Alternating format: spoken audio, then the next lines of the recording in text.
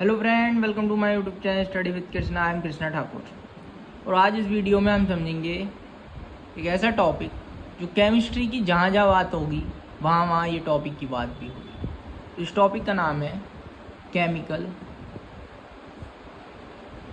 Kinetics. ये topic क्यों पढ़ा रहा हूँ मैं? क्योंकि मैं भी ये टॉपिक अभी फ़िलहाल में पढ़ रहा हूँ, इसलिए मैं पढ़ा सकता हूँ इस टॉपिक को। तो ये है केमिकल काइनेटिक्स। तो जैसे कि हम इसे समझने से पहले एक चीज़ समझते हैं। जहाँ जहाँ केमिस्ट्री की बात आएगी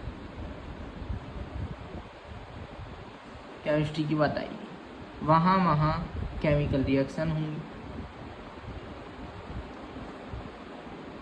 अब ये केमिकल रिएक्शन, जैसे रिएक्टेंट्स, केमिकल रिएक्शन क्या होता है? रिएक्टेंट से प्रोडक्ट बनना। अब तीन चीज़ होती हैं, या तो ये रिएक्शन होगी, विल रिएक्शन, ओकर और नॉट। ओकर और नॉट कौन बताएगा? वो अभी बताएंगे। एट वाट एक्सटेंट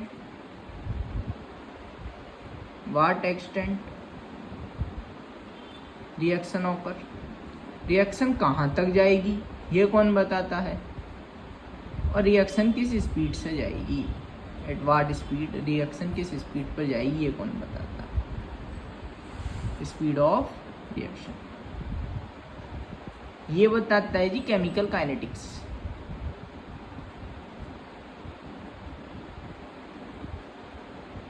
ये बताता है जी क्या? इक्विलिब्रियम किस एक्सटेंट तक जाएगा। और ये कौन बताता है? थर्मोडायनेमिक्स की रिएक्शन होगी कि नहीं होगी।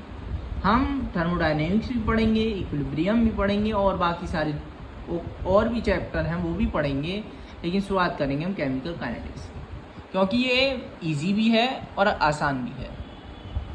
इजी और आसान का मतलब तो एक ही है, लेकिन बढ़िया चैप्टर है, मज़ा आएगा पढ़ने में।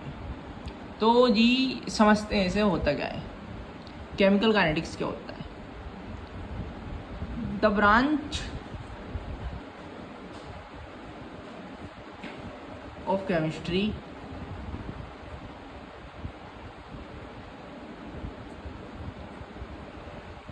that deals with the speed of reaction and factor affecting it.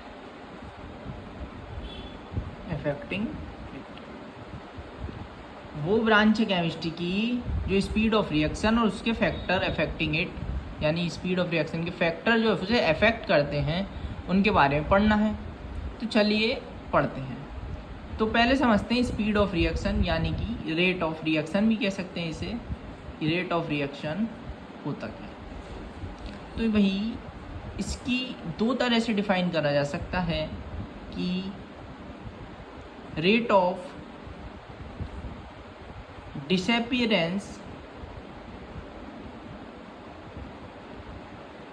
of reactant upon stoichiometry। अभी बताता हूँ स्टोइक्योमेट्री क्या होती है। अब स्पेलिंग गलत हो तो देख लेना भाई, ठीक है। और किससे हो सकती है? Rate of appearance of product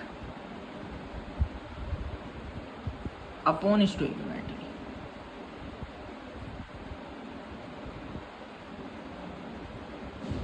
तो इसे एक एग्जांपल से समझते हैं। स्टोइक्योमेट्री भी समझ आ जाएगी आपको और रेट ऑफ रिएक्शन भी समझ आ जाएगा। तो इसे एग्जांपल से समझते हैं। एक क्वेश्चन ले लेते हैं हम। एक क्वेश्चन ले लेते हैं। ए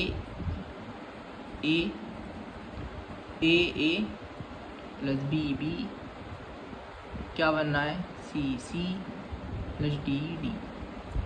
तो रेट ऑफ रिएक्शन कैसे लिखा जाएगा? Minus D over D T upon ए।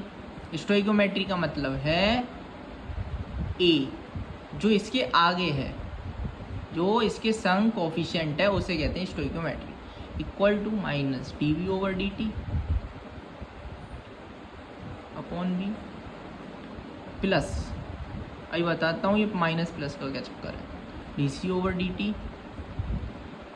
Upon C plus D over dt upon D, इसे ही कहते हैं रेट ऑफ रिएक्शन। अब देखते हैं माइनस प्लस क्या है। अब क्या कह रहा है, rate of disappearance of reactant. Disappearance क्यों आ रहा है, क्योंकि रिएक्टेंट समय के साथ कम होता जाता है, और प्रोडक्ट में अपीयरेंस क्यों आता है, क्योंकि प्रोडक्ट समय के साथ बढ़ता जाता है।